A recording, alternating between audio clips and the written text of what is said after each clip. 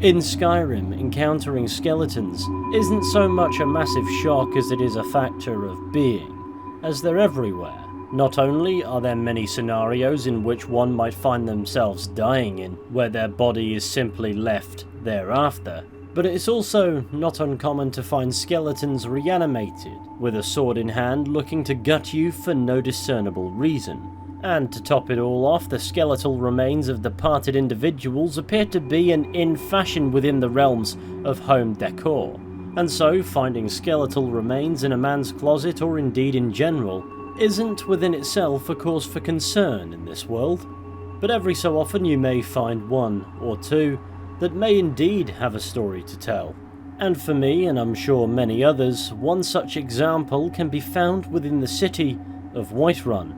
For these remains aren't located down some god's forsaken, not to mention non-existent back alley, nor are they stuffed in somebody's cupboard, for this poor soul can more or less be found on the Jarl's doorstep, or more accurately floating about in a rather useless ornamental moat beneath it, where its only friend is the occasional fish. Sure, a lot of the times when it comes to skeletons in Skyrim, there isn't a right lot to them aside from identifying that they are indeed a skeleton, but this one seems different. It doesn't seem to be for ornamental purposes, and the person this skeleton once belonged to didn't die anywhere especially dangerous, and no character ever alludes to knowledge of this skeleton's very existence.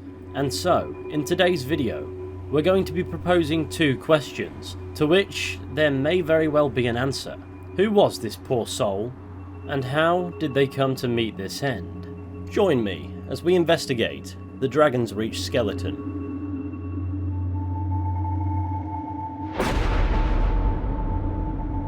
To begin with, immediately it would seem there isn't a right lot to go off. All we have are somebody's deceased remains blubbing about in a body of water beneath a bridge leading to the entrance to the Jarl's palace. The skeleton has nothing in its inventory and is simply known as a skeleton, so there are no clues as to the identity of the individual, or any indication as to what events caused them to wind up here. Now, the bones are situated under the bridge as to not be noticeable by any who walk over it, and it must be said they do seem rather out of place, so we can probably eliminate the ornamental value. It appears to have been here for some time, as nothing remains but bone, and yet still, it remains buoyant somehow, though bones are too dense to float alone, and in theory the skeleton should sink. As curious as that is, I doubt it's too relevant. After all, nobody plays a fantasy RPG to adhere to the laws of physics, but its floating status might suggest that at some point it was intended to be a corpse rather than a skeleton, hence the uncharacteristic buoyancy. And what this means is these remains could have been in the water for any amount of time. Maybe years, maybe months, maybe weeks, and the body is a skeleton for simplicity's sake on the development side of things. Now, before we get carried away with a potential discrepancy, let's turn our focus to attempting to figure out how this poor soul met their end. And perhaps the most interesting aspect to this grisly discovery is the skeleton's existence within the Cloud District. The Cloud District is entirely Dragonsreach and an accompanying dungeon, which gives us a few possibilities to ponder over. The skeleton is that of an enemy of Whiterun that Balgruuf made an example of, and that doesn't seem majorly like the Jarl's style. Also, considering how hard to spot the skeleton is, it wouldn't make for a very potent message, and such a message would be lost on Dragonsreach anyway, what with the dragon's remains on display in the Great Hall. Another theory I've seen proposed is that the skeleton is the Jarl's wife. After all, Jarl Balgruuf has 3 children whom he sired with 2 women, neither of whom appear in game, and the ebony blade in his basement, a Daedric artifact that grows stronger with the blood of betrayal. But beyond proximity, evidence to link the skeleton to the Whispering Door quest does go wanting, and in the event that Jarl Balgruuf did use the ebony blade to kill his wife, even if this meant she had to forego a burial, I have a very hard time believing the Jarl would dump her in the moat right outside the front door of the palace, where not only are the chances of her discovery incredibly high, but every time he'd cross that bridge he'd know she was only a few feet away. And wouldn't that just wreak havoc on a guilt-ridden mind? As fascinating as that web of conspiracy is mind, I've already covered that in a previous video. It's factual that Dragonsreach is home to a dark secret indeed, But beyond situation, there's no real link to this rather nondescript human skeleton. Another possibility I've seen discussed is that the remains are that of an escaped prisoner from the Dragonsreach dungeon. And if you're familiar with being on the wrong side of the Whiterun guards, chances are good you're familiar with your avenues of escape, one of which takes you through what appears to be a bit of a sewer. And so I suppose that idea hinges on an escapee getting caught in some waterworks and drowning, before somehow eventually winding up in this dinky moat. But considering the water supply to these pools is grated, I don't find this to be the most compelling idea. Because considering the layout of Dragonsreach and these waterworks, there's no way the corpse would have ended up here in one piece. And the only other really possible explanation I can come up with before we dismiss it and move on to conspiracies is that it could very well be a rogue skeleton from the Hall of the Dead. For according to the friendly neighbourhood priest of Arcade Anders, whom you can go multiple playthroughs never knowing he even exists, the dead have recently become quite restless. And like I said, angry walking skeletons with weapons are a fairly common enemy archetype in Skyrim, so I suppose the idea behind this is perhaps one went walkies and somehow wound up no longer reanimated in the water. Now, say what you will about skeletons going walkies, but they're hardly subtle, so I find it hard to believe that one would make it that far without being intercepted, as they're not exactly tricky to defeat, and upon defeat they kind of slump into a pile of bones. And the skeleton sure as hell didn't drown because, being a skeleton, it doesn't need to breathe because it doesn't have lungs. And let's face it, if a rogue skeleton from the Hall of the Dead was the best explanation I could come up with, I wouldn't have bothered making this video.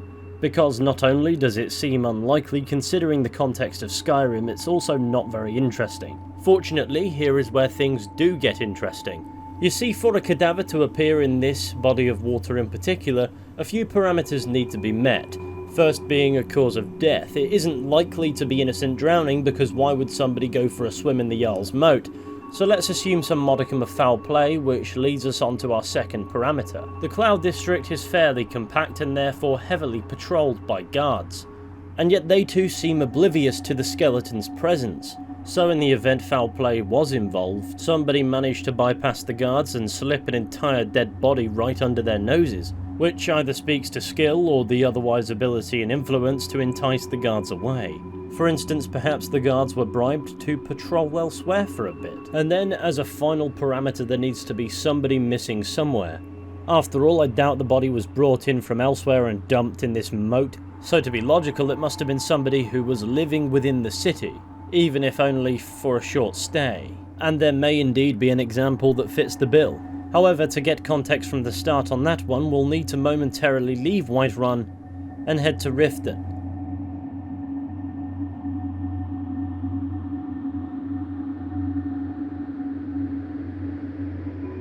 You see, when it comes to corruption, Riften really doesn't lack for supply. Not only is the city home to the Thieves Guild, Riften's most notable family are the Black Briars, an affluent bunch headed by a lady named Maven Black Briar. And to say that she's comfortably up to her neck in evil doing is a gross understatement. Maven is a tyrannical aristocrat with a ruthless appetite for avarice, with criminal connections that run so unbelievably deep that make her quite the force to be reckoned with should you get on her bad side. And on the other hand, she has the political connections to render her untouchable.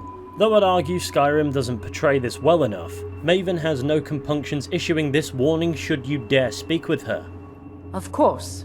Nothing gets done without my approval in this city. I have the Jarl's ear and the guards in my pocket. Anyone makes trouble for me and I pay a visit to the Thieves Guild. Make me angry and I contact the Dark Brotherhood. You do well to remember that the next time you make such a stupid observation. But before I get carried away with all the details, what does a medieval-esque mafia boss have to do with our skeleton in Whiterun? Well, buckle up your concrete boots because we'll need to go rummaging through her house. It is clear she's been performing the Black Sacrament in the basement. However, I don't suspect that's hugely relevant to the topic right now. What we're interested in is actually in her bedroom. Do your best not to take that the wrong way. On a drawer we can find a couple of letters. The first is from Sabjorn, the owner of a rival business Honningbrew Meadery just outside of Whiterun, accusing Maven of deploying underhanded tactics to attempt to put him out of business. And the other also appears to have come from Whiterun and reads as follows: Dearest Maven, After our disagreement a fortnight ago, I feared that business had finally gotten the best of our friendship. Since I still have yet to receive a reply to my last letter, it seems my suspicions are correct. I realise my mistake has cost you a lot, and all I hope to do is make amends. I'll be staying at the Black Briar in Whiterun should you wish to speak to me. Regards, Christoph Bartlett. So in one letter we have information implying that Maven is attempting to undermine a business in the Whiterun area, and in the other, a friend of hers, in no doubt inverted commas, operating in the same area who appears to have failed Maven in some fashion. And sure enough, the return correspondence to Christoph Bartlett can be found in the Black Briar in Whiterun, situated on a table towards the back of the inn. And it reads as follows. Christoph, upon reading your last letter I was deeply touched. You're right, I was angry, but now I realise my anger was misplaced. It's time to leave our disagreements in the past and rekindle our friendship. I'll be sending someone to fetch you and bring you to Riften. I wish to avoid a scene, so he'll be calling at night. Make sure you pack all your belongings securely, as the journey could be rather treacherous. Maven Black Briar. Now this letter clearly conveys Maven's underhanded intentions. She's not the kind of individual to be touched by much, and she only puts value in friendship only so far as it benefits her business. Considering she sent a man at night to meet with him, I think it's fairly obvious that she's had Christoph Bartlett killed. So could he be our skeletal friend? Discarded in the Jarl of Whiterun's moat as a reminder of just how powerful an enemy Maven Black Briar can be. And while there's nothing directly linking this skeleton to Christoph Bartlett, there is some more curious information regarding Maven Black Briar dealing with her enemies that's worth taking into consideration, along of course with her business interests within the Whiterun hold.